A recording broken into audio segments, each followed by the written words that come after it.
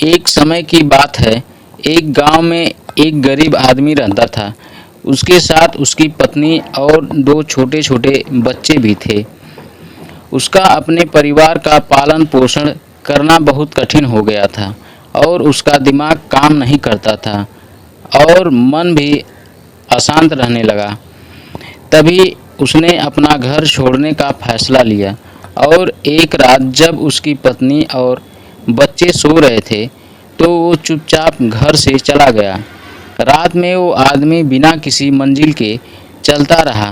तभी अचानक उसने देखा नदी किनारे भगवान बुद्ध अपने शिष्यों के साथ बैठे हैं।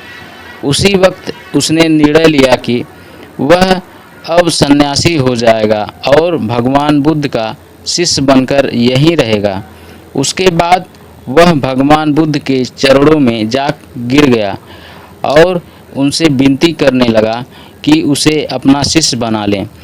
भगवान बुद्ध ने उस इंसान की बात सुनकर उसे अपना शिष्य बना लिया। बुद्ध अपने शिष्यों के साथ आगे बढ़ते हैं। रास्ते में चलते चलते थक गए थे। सब एक पेड़ के नीचे रुककर आराम करने लगे। तभी भगवान बुद्ध को गर्मी के मारे बहुत तेज प्यास लगने लगी। उन्होंने अपने नए शिष्य से कहा, यहाँ पास में ही एक सरोवर है, तुम जाकर वहाँ से पानी ले आओ। भगवान बुद्ध का आदेश मानकर वह सरोवर से पानी लेने चला गया। जब वह सरोवर के पास पहुंचा तो उसने देखा कि कुछ जंगली जानवर सरोवर में उधम मचा रहे हैं। जैसे ही वह सरोवर के पास गया, सारे जानवर भाग गए, लेकिन सरोवर में कीचड़ पड़ा था जिसके कारण उसका मन नहीं मान रहा था। उसने सोचा भगवान बुद्ध इतना गंदा पानी पिएंगे कैसे। फिर वह बिना पानी लिए वापस लौट आया और भगवान बुद्ध से बोला, भगवान, उस सरोवर में तो बहुत गंदा पानी है, वो पीने लायक नहीं है।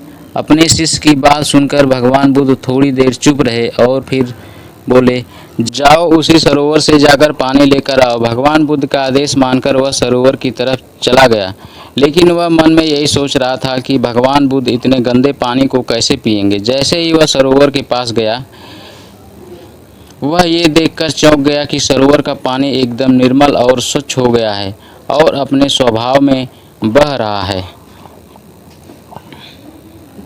उसने पानी लिया और भगवान बुद्ध के पास आते ही उनसे पूछता है, भगवान, थोड़ी ही देर में सरोवर का मैला पानी इतना साफ कैसे हो गया।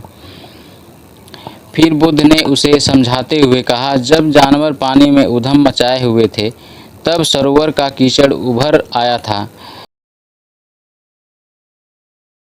लेकिन कुछ देर शांत रहने पर कीचड़ फिर से नीचे बैठ गया और पानी पहले जैसे फिर से निर्मल और स्वच्छ हो गया। ठीक इसी तरह से हमारे मन की स्थिति भी ऐसी ही होती है। जीवन की कठिनाई और भाग दौड़ हमारे मन में उथल पुथल पैदा कर देती है, जिसके कारण हम बिना सोचे समझे गलत निर्णय ले लेते हैं। लेकिन कोई भी निर्णय लेने से पहले अगर हम अपने चित्त को शांत रखें और धैर्यपूर्वक बैठकर सोचें तो हमारे मन की वो उथल पुथल भी पानी की कीचड़ की तरह नीचे बैठ जाती है और तब हम जो भी निर्णय लेते हैं वो हमेशा सही होता है। इसलिए बुरे समय में इंसान को अपना धीरज नहीं खोना चाहिए।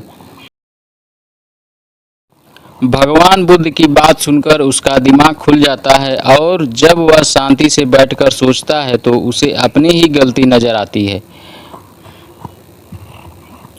फिर उसे समझ में आता है कि उसने अपना घर छोड़ने का गलत निर्णय लिया था। फिर वो भगवान बुद्ध के चरण स्पर्श करके उनसे आज्ञा लेकर अपने घर की ओर वापस चला जाता है।